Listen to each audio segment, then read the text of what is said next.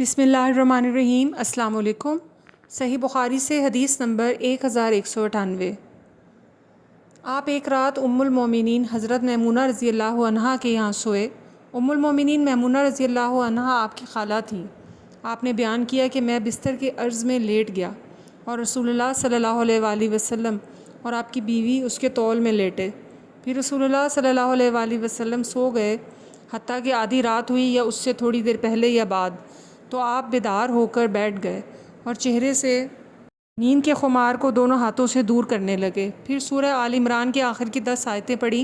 اس کے بعد پانی کی ایک مشک کے پاس گئے جو لٹک رہی تھی، اس سے آپ صلی اللہ علیہ وآلہ وسلم نے اچھی طرح وضو کیا، پھر کھڑے ہو کر نماز شروع کی۔ حضرت عبداللہ بن عباس رضی اللہ عنہ نے کہا کہ میں بھی اٹھا اور جس طرح حضور نے کیا تھا میں نے بھی کیا، پھر جا کر آپ صلی اللہ علیہ وآلہ وسلم کے پہلو میں کھڑا ہو گیا تو حضور صلی اللہ علیہ وآلہ وسلم نے اپنا داہنا ہاتھ میرے سر پر رکھا اور میرے داہنے کان کو پکڑ کر ایسے ہاتھ سے مروڑا۔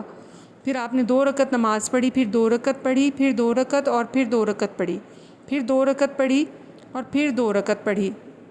اس کے بعد 1 رکعت وتر پڑھا اور لیٹ گئے۔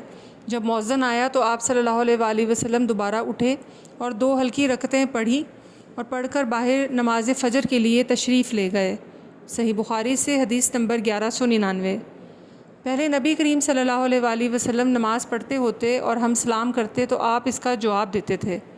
جب ہم نجاشی کے یہاں سے واپس ہوئے تو ہم نے پہلے کی طرح نماز ہی میں سلام کیا، لیکن اس وقت آپ صلی اللہ علیہ وآلہ وسلم نے جواب نہیں دیا، بلکہ نماز سے فارغ ہو کر فرمایا کہ نماز میں آدمی کو فرصت کہاں۔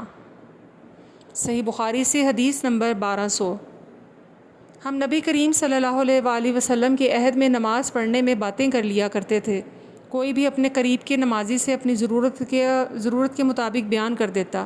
پھر آیت اتری اور ہمیں نماز میں خاموش رہنے کا حکم ہوا۔